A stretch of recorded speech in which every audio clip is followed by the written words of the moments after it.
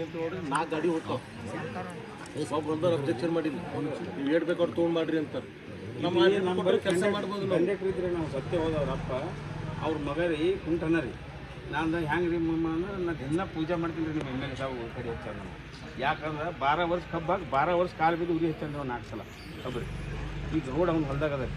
ಈಗ ಸ್ಟೇಷನ್ ಅದ್ರಿ ಪೊಲೀಸ್ ಅದ್ರ ಎದುರೇ ಮೂಲಿ ಅದ್ರಿ ಕುಂಟನಪ್ಪ. ಅವ ನಿಮ್ಮ ಇನ್ನೂ ದೂರ್ಯಾನ ಅವ ನಿಮ್ಮ ಎದುರೇ ಬಂದಿಲ್ಲವ.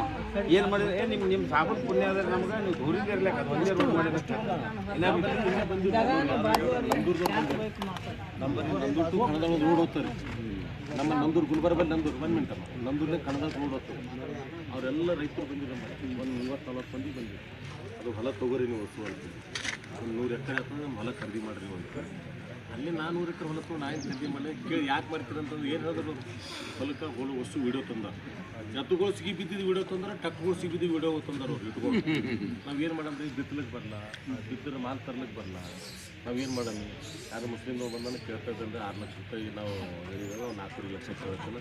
5 ಲಕ್ಷ ನೀವು 100 ಎಕರೆ ತೋರಿಸ್ಕೊಡ್ರಿ, ನಾವು ಎಷ್ಟು ಮಂದಿ ರೈತರು ಕೊಂಡೋಗಿ ಬಂದೀವಿ ಅಂತ. ನಿಮ್ಗೆ ಏನು ಮಾಡಿದ್ರು ಹೊಲ ಇಟ್ಕೋತಾರೆ, ರೋಡ್ ಮಾಡಿಸ್ಕೊಟ್ರು ಹೊಲ ಇಟ್ಕೋತೀವಿ.